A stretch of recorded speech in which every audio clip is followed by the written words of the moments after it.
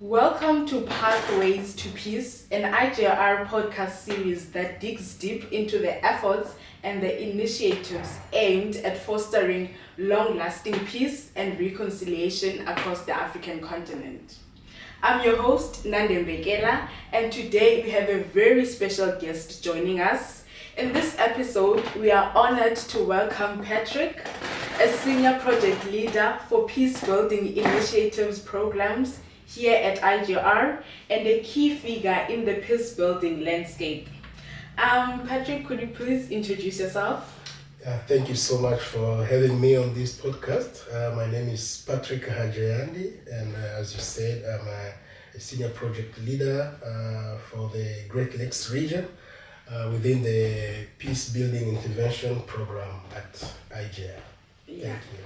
So today we'll be discussing the complex and turbulent histories at the Democratic Republic of Congo, Burundi and Rwanda, and the vital role that the Institute for Justice and Reconciliation's Peacebuilding Intervention Programs plays in supporting these efforts.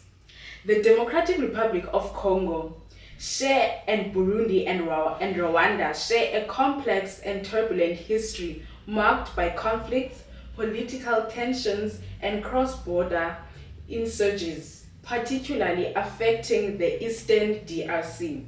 These historical tensions between Burundi and Rwanda significantly influence the current security landscape, with various rebel groups impacting local communities. The Institute for Justice and Reconciliation and Peacebuilding Interventions Programme plays a very vital role in supporting peacebuilding efforts through the community-led initiatives, evidence-based research, and strategic partnerships aiming to foster lasting peace and cooperations in Central Africa. So, Patrick, what are the main factors during the involvement of Rwanda and Burundi rebel groups in the Eastern DRC, and how are these groups impacting local communities?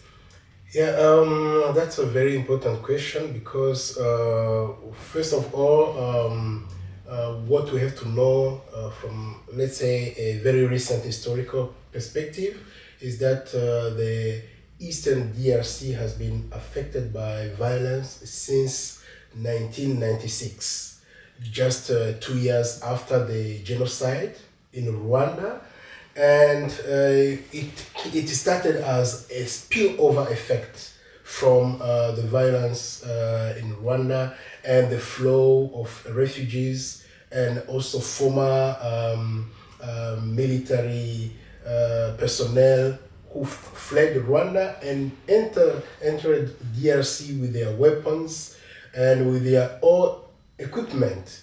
So then now when the Patriotic Front, Rwandese Patriotic Front took power in Kigali, they sensed that the presence of an armed group not far from the border was a threat to the security, and that's why they decided to enter into DRC so that they can fight against Interahamwe and the former Rwandese army, which was defeated.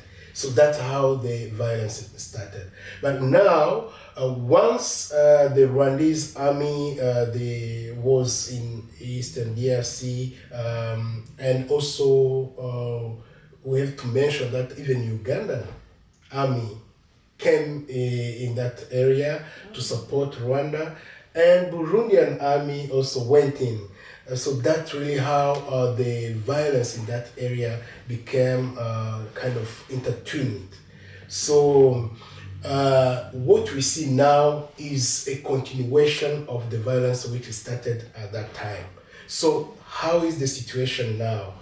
For the moment in that area, we have around 120 armed groups.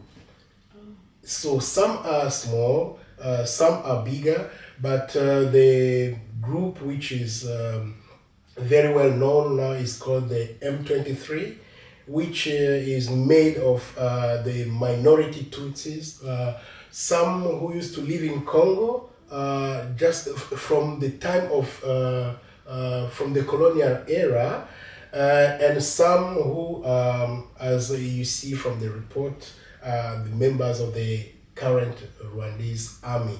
So that's why it is said that the Rwandan government is supporting this M23 in DRC.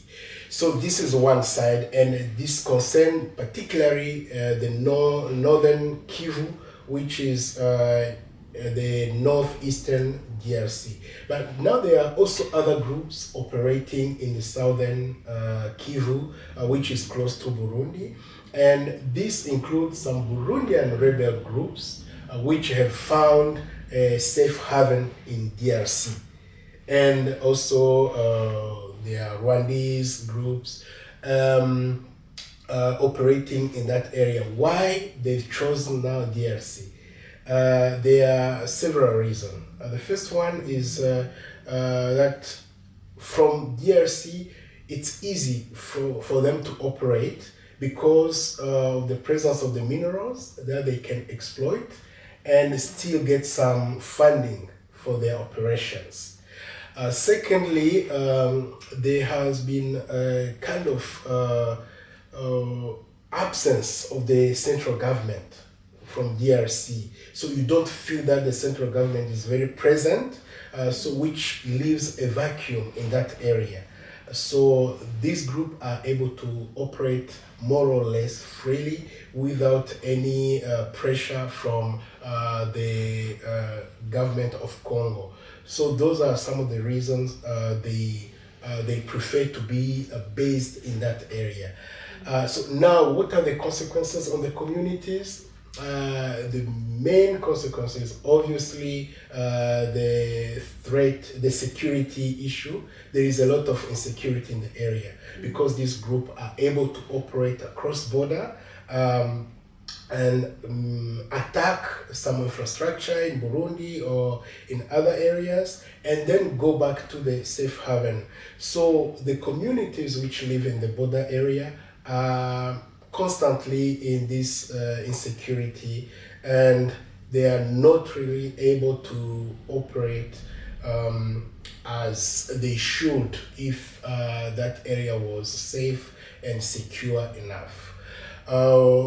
So those are also this is one of the consequences, but there is also the problem related to how they do their daily work, going to the field to grow food, doing trade.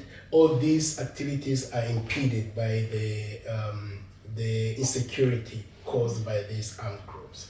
So briefly, those are some of the aspects of the presence of the armed groups that I can explain. So since we have a very short time, I think I will stop there.